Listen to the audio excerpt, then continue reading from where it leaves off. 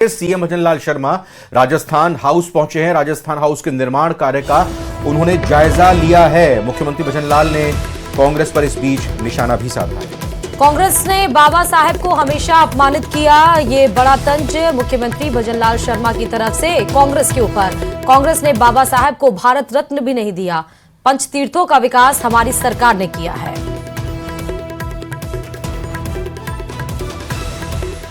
तो मुख्यमंत्री भजनलाल शर्मा की आप तस्वीर इस वक्त देख रहे हैं। दिल्ली दौरे पर है मुख्यमंत्री भजनलाल शर्मा, राजस्थान हाउस पहुंचे हैं और राजस्थान हाउस का जो निर्माण कार्य चल रहा है उसकी साइट पर गए, राजस्थान हाउस के निर्माण कार्य को देखा, इसका जायजा लिया। इस दौरान कांग्रेस पर मुख्यमंत्री ने निशाना साधते हुए कहा कि कांग्रेस ने बाबा साहेब भीमराव अम्बेडकर को हमेशा अपमानित किया है।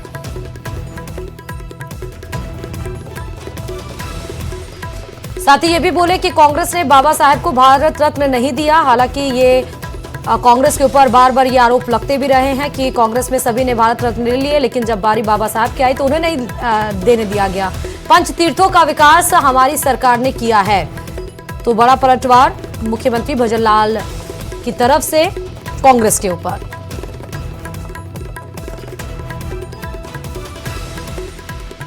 तो दिल्ली आगमन या कहें कि दिल्ली दौरे पर है, इस बीच केंद्रीय नेताओं से भी मुलाकात का कार्यक्रम है मुख्यमंत्री भजनलाल शर्मा।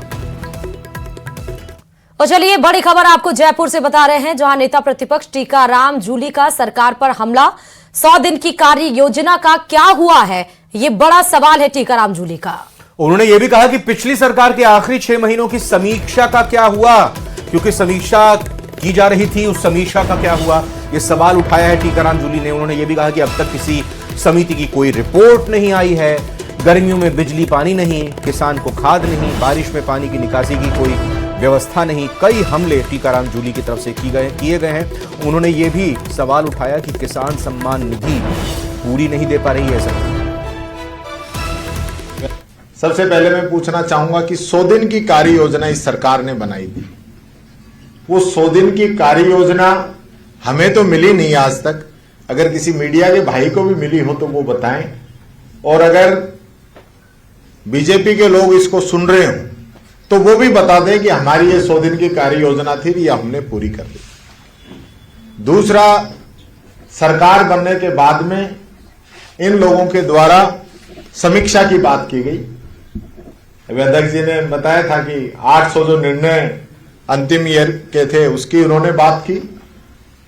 उन्होंने कॉलेजों के लिए समिति बनाई थी, उन्होंने इंग्लिश मीडियम स्कूलों के लिए समिति बनाई थी, और इन लोगों ने जिलों के लिए समिति बनाई थी। लेकिन पूरा 1 वर्ष बीत चुका है, ये समिति और भी कई चीजों के लिए समिति बनाई थी।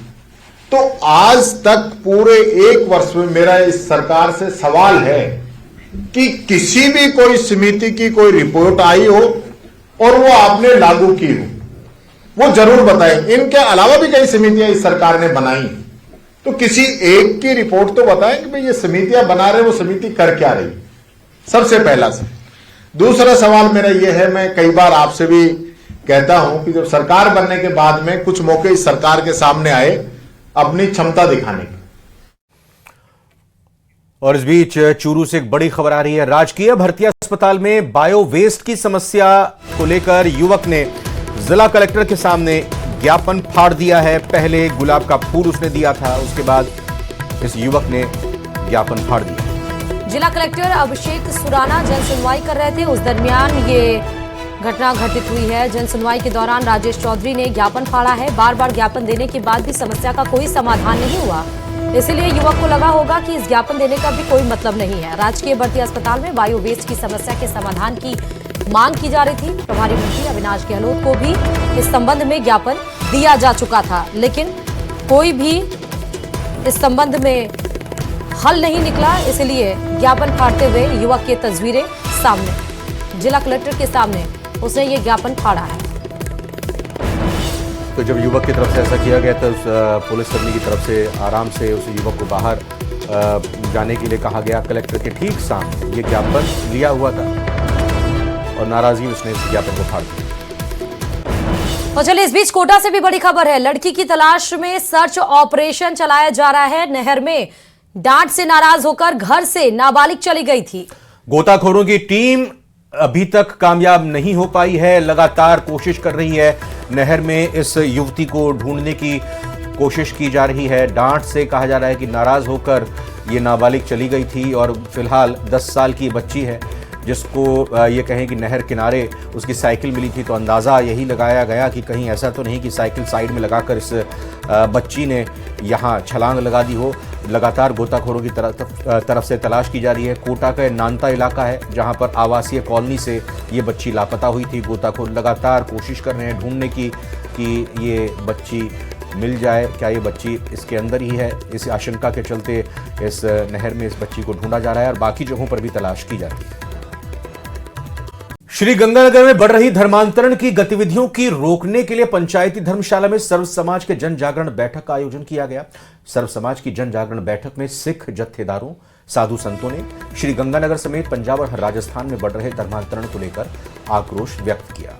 साथ ही सर्व समाज के साधु संतों ने युवा पीढ़ी से अपने धार्मिक इतिहासों को पढ़ने और जानने की अपील की है, जिससे धर्मांतरण के खिलाफ मजबूती से जन जागरूकता बढ़ाई जा सके। और इसके अलावा 25 दिसंबर को गुरु गोविंद सिंह के साहिबजादों के शहीदी दिवस पर विशाल वाहन रैली निकाली जाएगी, जिसमें श्री गंगानगर में डरा धमका और लालच देकर किए जा रहे धर्मांतरण पर रोक लगाने को लेकर जागरूक किया जाएगा।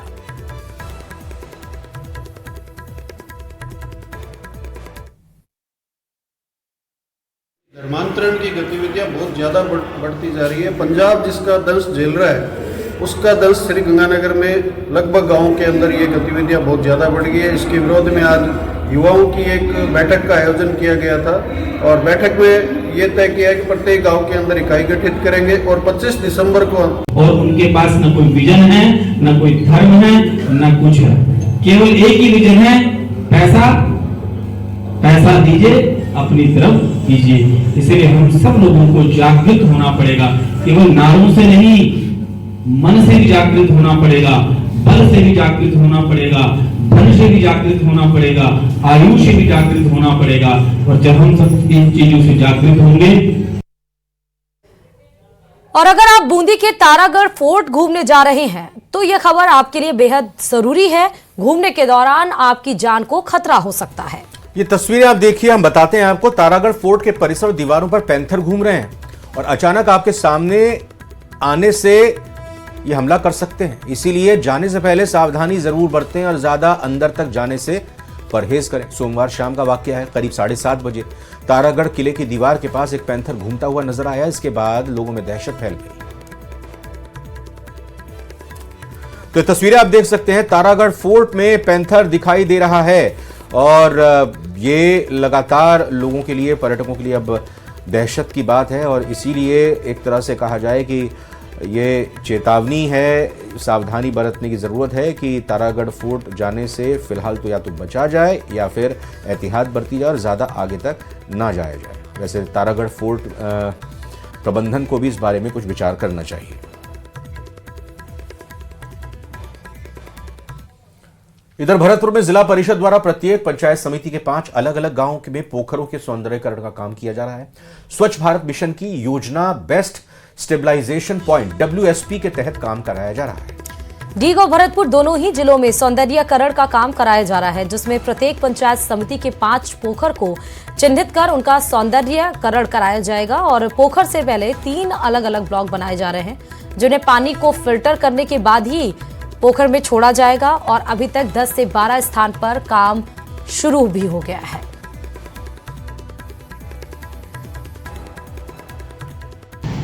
सर, अभी तो स्वच्छ भारत मिशन ग्रामीण निदेशालय के द्वारा श्रीमान सीओ सर के निर्देशन में हम प्रत्येक पंचायत समिति में 5 WSP का मतलब है वेस्ट स्टेबलाइजेशन पॉइंट, मतलब जो पोखर हैं, गंदी पोखर हैं गांव में, जिनमें गांव का ग्रे वाटर आता है, गंदा पानी आता है, उन पोखरों से आगे हम 3 ब्लॉक्स बनवाएंगे। उन ब्लॉक्सों में पानी पहले जो गाँव से जो ग्रे वाटर आएगा, सबसे पहले फर्स्ट ब्लॉक में, फिर सेकेंड ब्लॉक में, फिर थर्ड ब्लॉक में जाने के बाद फिर वो पोखर में एंटर करेगा। इन ब्लॉकों का यूज ये होगा कि जितना भी गंदा पानी है, जैसे सिलज आ रहा है, सिलज फर्स्ट टैंक में रह जाएगा, दूसरे टैंक में फिर थोड़ी बहुत और गंदगी है वो दूसरे टैंक में रह जाएगी, तीसरे टैंक में स्वच्छ पानी पहुंचेगा और वहां से पोखर में स्वच्छ पानी पहुंचेगा। इस प्रकार हम गाँव के ग्रे वाटर जो गंदा पानी होता है उसको बिल्कुल स्वच्छ बना के और स्वच्छ बना के स्वच्छ पोखरापन बना सकते हैं। और चलिए आपको खबर धौलपुर से बता रहे हैं, जहां पर बाड़ी शहर में विकास के लिए समर्पित पुनर्गठित पेयजल पाइपलाइन परियोजना और सीवरेज लाइन परियोजना के काम में हो रही लापरवाही को लेकर 2 युवाओं ने 12 दिसंबर को विधिक सेवा के तहत रिपोर्ट दिए हैं। इस परिवाद पर दूसरे दिन एडीजे कोर्ट में सुनवाई की गई। एडीजे नीरज कुमार ने जलदाय विभाग और नगर पालिका के अधिकारियों को निर्देश दिए कि कार्य को लेकर जो भी समस्याएं सामने आ रही हैं उनका 15 दिनों में समाधान निकाला जाए और नॉर्म्स के तहत पूरा काम हो, और अगर काम में अभी भी लापरवाही सामने आई तो कड़ा रुख अपनाया जाएगा। एडीजे कोर्ट में मामले को लेकर पैरवी कर रहे वरिष्ठ अधिवक्ता रूप सिंह केलेदार ने बताया कि शहर में राज्य सरकार के द्वारा करोड़ों रुपए की लागत का पेयजल पाइपलाइन और सीवर लाइन का काम संवेदकों को दिया गया। उक्त कार्य में ना तो नॉर्म्स की पालना हो रही है, ना ही क्वालिटी पर ध्यान दिया जा रहा है।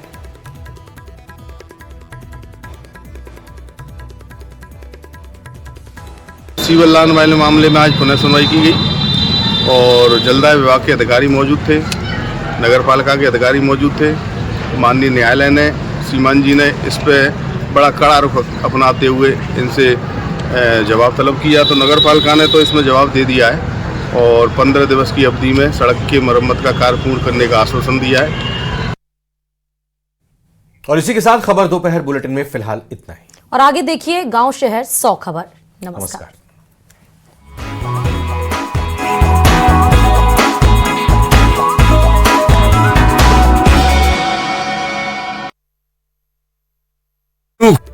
यह है वो वीडियो जो जारी किया गया है। कांग्रेस ने जो वीडियो जारी किया है जिसमें कांग्रेस के द्वारा कहा गया है कि राहुल गांधी का रास्ता रोकने की कोशिश की गई और उनके साथ धक्का मुक्की की गई है, और इस दौरान जो है बीजेपी सांसद चोटिल हुए हैं, ऐसा कांग्रेस की तरफ से कहा गया है। तो 2 वीडियो हैं जो जारी की गई हैं।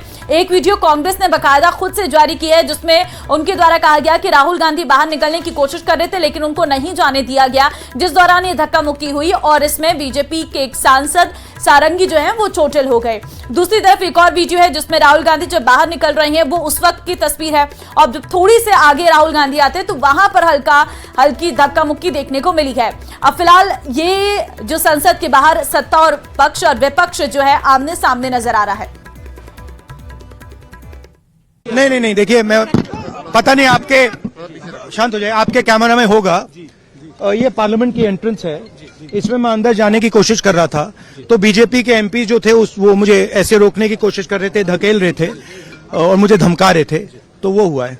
ठीक है, कोई मतलब धक्का मुक्की से हमें कुछ होता नहीं है, मगर ये एंट्रेंस है पार्लियामेंट हाउस की और हमारा अधिकार है अंदर जाने का, और बीजेपी के जो मेंबर्स हैं वो हमें अंदर जाने से रोक रहे थे।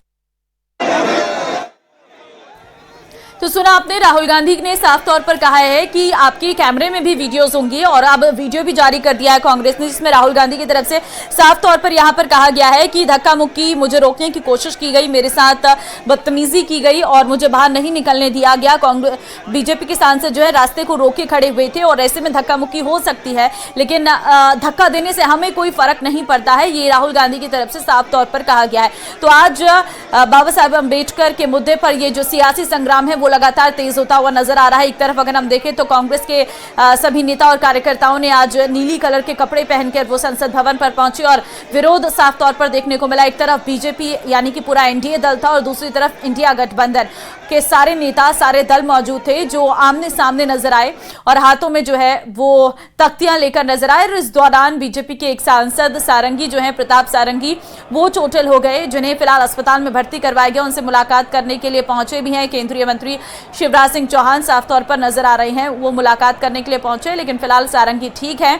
लेकिन कहीं ना कहीं अब बीजेपी का ये कहना है कि हम इस पूरे मामले पर राहुल गांधी के खिलाफ FIR भी दर्ज करवाएंगे, लेकिन दूसरी तरफ राहुल का ये कहना है कि राहुल गांधी को भी धक्का दिया गया है। कांग्रेस की तरफ से भी कहा गया है ये बयान, और साथ ही साथ राहुल ने कहा कि मेरा रास्ता रोकने की कोशिश की गई और इस दौरान हल्की धक्का मुक्की वहां से हुई और जिस वजह से जो है बीजेपी के सांसद चोटिल हुए हैं। तो गृह मंत्री अमित शाह ने जब संसद में एक बयान दिया था उसके बाद से ही ये सियासी संग्राम जो है वो लगातार तेज होता चला गया। और गृह मंत्री अमित शाह के उस बयान पर कांग्रेस ने कड़ी आपत्ति व्यक्त की और उसके बाद कांग्रेस ने गृह मंत्री अमित शाह पर हमला बोला है, जिसमें साफ तौर पर कांग्रेस ने कहा है कि अमित शाह ने अपने भाषण में बाबा साहेब अंबेडकर का अपमान किया है। और यहाँ तक कि हम देख रहे थे कि समाजवादी पार्टी के भी सारे नेता यहाँ पर मौजूद थे, जिसमें डिंपल यादव की तरफ। श्रीगंगानगर में बढ़ रही धर्मांतरण की गतिविधियों की रोकने के लिए पंचायती धर्मशाला में सर्व समाज के जन जागरण बैठक का आयोजन किया गया। सर्व समाज की जन जागरण बैठक में सिख जत्थेदारों, साधु संतों ने श्रीगंगानगर समेत पंजाब और राजस्थान में बढ़ रहे धर्मांतरण को लेकर आक्रोश व्यक्त किया। साथ ही सर्व समाज के साधु संतों ने युवा पीढ़ी से अपने धार्मिक इतिहासों को पढ़ने और जानने की अपील की है, जिससे धर्मांतरण के खिलाफ मजबूती से जन जागरूकता बढ़ाई जा सके। और इसके अलावा 25 दिसंबर को गुरु गोविंद सिंह के साहिबजादों के शहीदी दिवस पर विशाल वाहन रैली निकाली जाएगी, जिसमें श्रीगंगानगर में डरा धमका और लालच देकर किए जा रहे धर्मांतरण पर रोक लगाने को लेकर जागरूक किया जाएगा।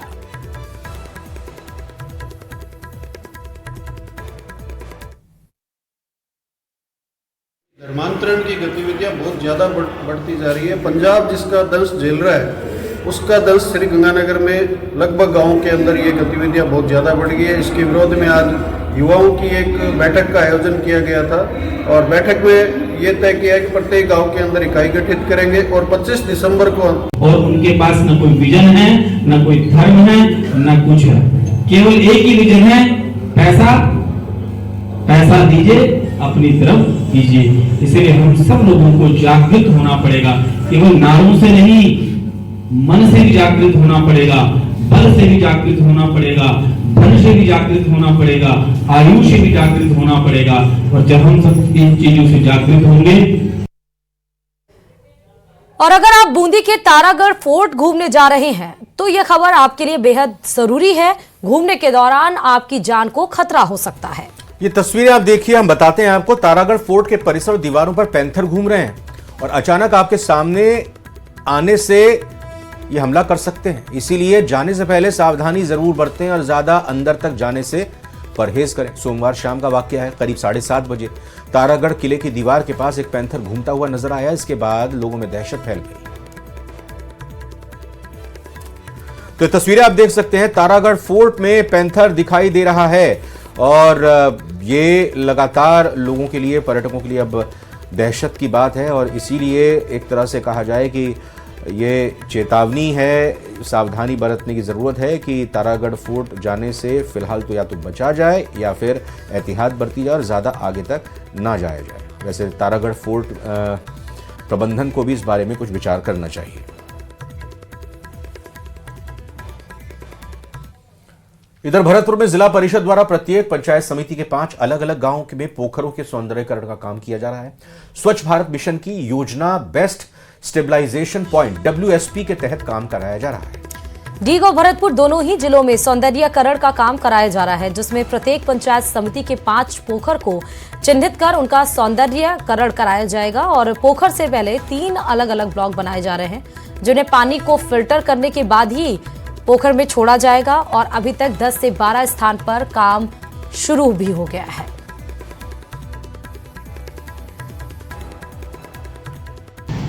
सर, अभी तो स्वच्छ भारत मिशन ग्रामीण निदेशालय के द्वारा श्रीमान सीओ सर के निर्देशन में हम प्रत्येक पंचायत समिति में 5 WSP का मतलब है वेस्ट स्टेबलाइजेशन पॉइंट, मतलब जो पोखर हैं, गंदी पोखरें हैं गांव में, जिनमें गांव का ग्रे वाटर आता है, गंदा पानी आता है, उन पोखरों से आगे हम 3 ब्लॉक्स बनवाएंगे।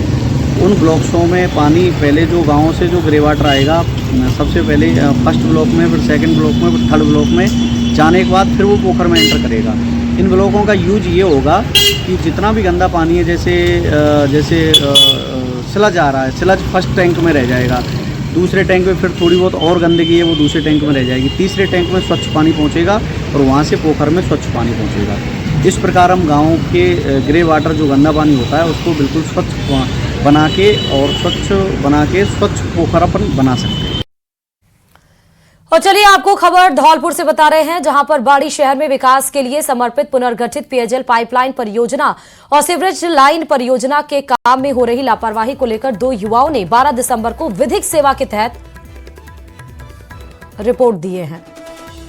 इस परिवाद पर दूसरे दिन एडीजे कोर्ट में सुनवाई की गई। एडीजे नीरज कुमार ने जलदाय विभाग और नगर पालिका के अधिकारियों को निर्देश दिए कि कार्य को लेकर जो भी समस्याएं सामने आ रही हैं उनका 15 दिनों में समाधान निकाला जाए और नॉर्म्स के तहत पूरा काम हो, और अगर काम में अभी भी लापरवाही सामने आई तो कड़ा रुख अपनाया जाएगा। एडीजे कोर्ट में मामले को लेकर पैरवी कर रहे वरिष्ठ अधिवक्ता रूप सिंह किलेदार ने बताया कि शहर में राज्य सरकार के द्वारा करोड़ों रुपए की लागत का पेयजल पाइपलाइन और सीवर लाइन का काम संवेदकों को दिया गया। उक्त कार्य में ना तो नॉर्म्स की पालना हो रही है, ना ही क्वालिटी पर ध्यान दिया जा रहा है।